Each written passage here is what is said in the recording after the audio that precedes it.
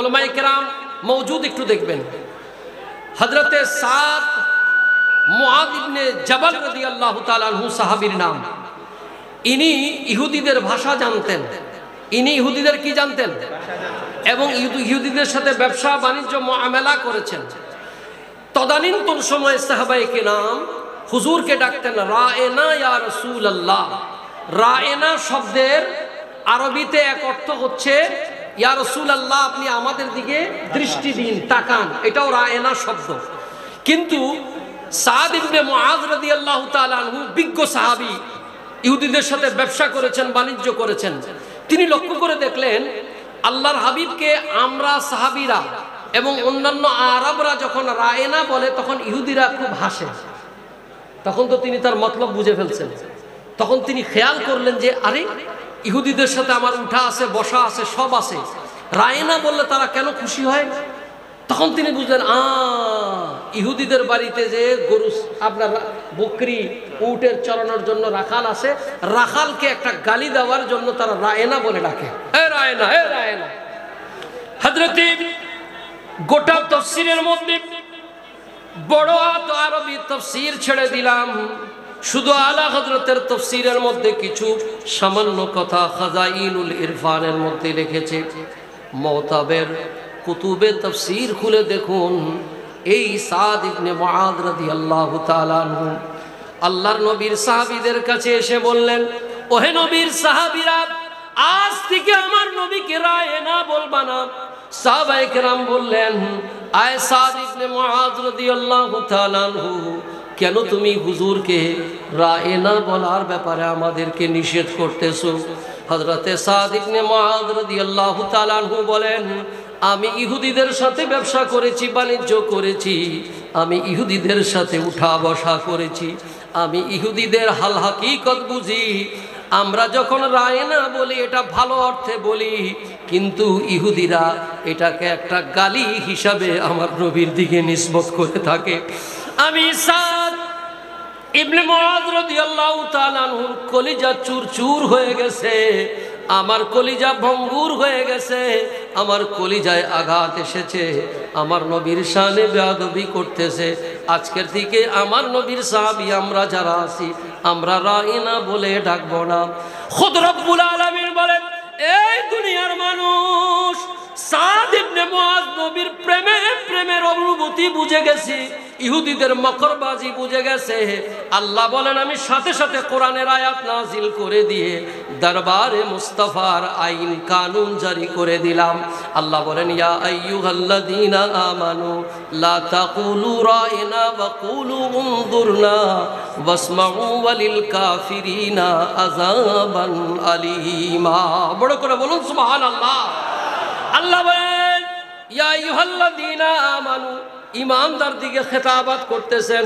উম্মত দুই প্রকার, উম্মতে ইজাবাত, উম্মতে দাওয়াত। এখানে উম্মতে দাওয়ার দিকে নিসবত, অর্থাৎ ইমানদার উম্মতের দিকে। ইমানদার ছাড়া অন্য কারোর জন্য যদি ডাক দেয় আমাদের কিছু আসে যায় না, কিন্তু ইমানদারদেরকে লক্ষ্য করে আল্লাহ বলছেন, তোমরা রায়েনা বলে ডাকবা না।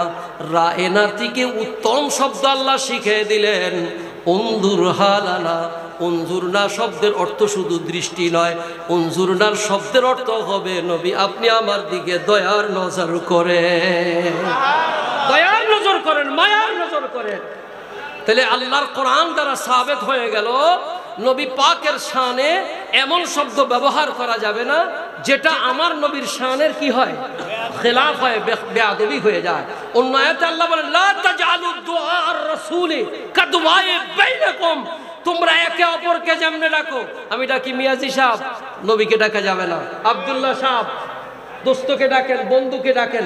লা তাজআলু দুআই, খবরদার, একে অপরকে যেভাবে ডাকো এভাবে ডাকতে পারবে না। ইয়া রাসূলুল্লাহ বলে ডাকবা, ইয়া হাবিবাল্লাহ বলে ডাকবা, কামলিওয়ালা বলে ডাকবা, রাহমাতুল লিল আলামিন বলে ডাকবা। এটাই আমি আল্লাহর হুকুম। বড় করে বলুন সুবহানাল্লাহ।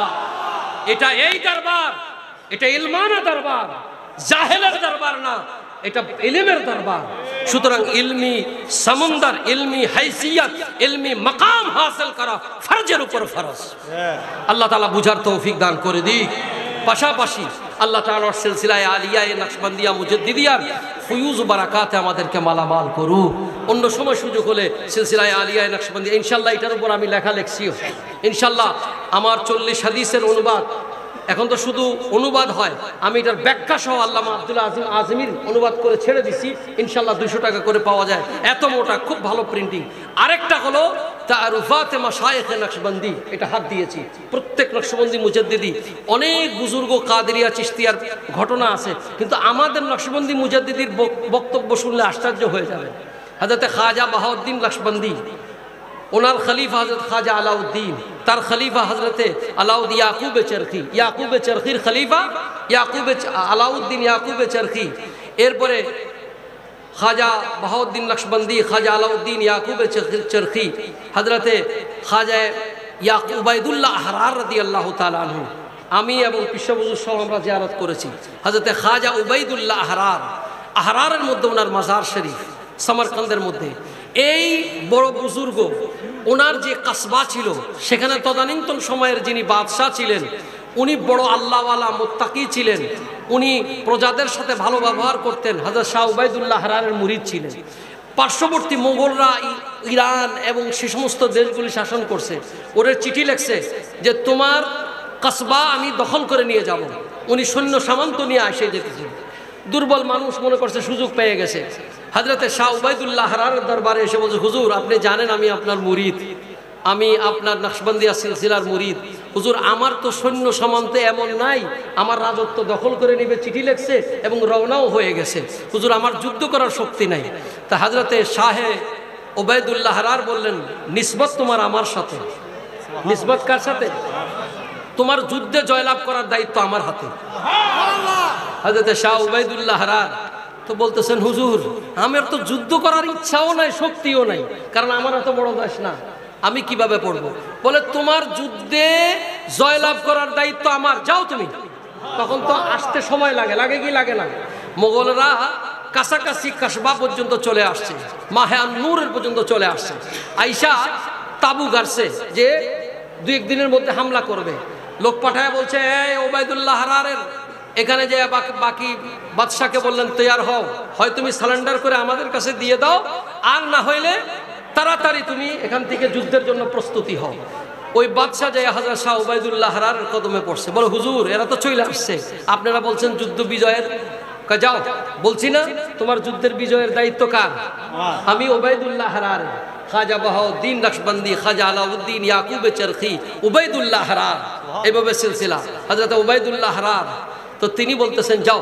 ঈশান নামাজের পরে হযরত উবাইদুল্লাহ আহরার মোরাকাবায় বসে গেছে। আমাদের দৃষ্টিতে মোরাকাবা, আর আপনাদেরকে বোঝানোর জন্য আল্লাহর সাথে কানেকশন। হযরত উবাইদুল্লাহ আহরার ওনার ফায়েজ যখন ওইদিকে দিছে, সকালবেলা উবাইদুল্লাহ আহরারের উনি আর ওই বাদশাকে বললেন, তুমি চিন্তা করো না। কিছুক্ষণ পর খবর আসতেছে সৈন্যদের ভিতরে 2 দল হয়ে গেছে। এক দল বলতেছে আমাদের ডিসেন্ট্রি শুরু হয়েছে। কি শুরু হয়েছে? ডিসেন্ট্রি বাংলায় কি বলেন আপনারা? পাতলা পায়খানা। এমন একজন বাথরুম যায় আর একজন লাইন পায় না। এখন এরা যুদ্ধ করবো কি? এই অবস্থা যখন শুরু হয়েছে পুরা 24 ঘন্টা।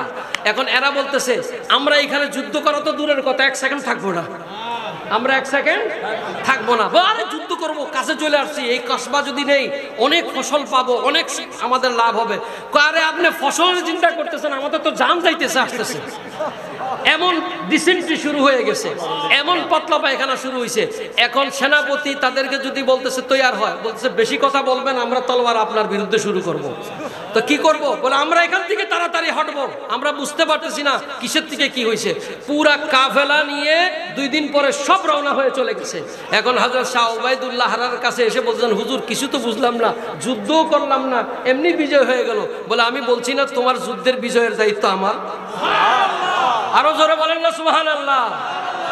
নকশবন্দি মুজাদ্দিদিন আউলিয়া কেরাম সবার উপরে হোক রহমত খোদার, ইশক মোহাব্বত আল্লাহ ইহা সবাকার, हमें हाल रखो तुमी सीनाते अमार, এই সব আউলিয়ার হুরমতে বরকতে দোনো জাহানেতে আল্লাহ রাখো খুশহালে। পড়েন আল্লাহুম্মা আমিন। আমাদের সেই সিলসিলা নকশবন্দিয়া মুজাদ্দিদিয়া আল্লাহ তাআলা কবুল করুক। আসসালামু আলাইকুম ওয়া রাহমাতুল্লাহি ওয়া বারাকাতুহু। মাশাআল্লাহ, ধন্যবাদ জানাচ্ছি আল্লামা খাজা আরিফুর রহমান তাহির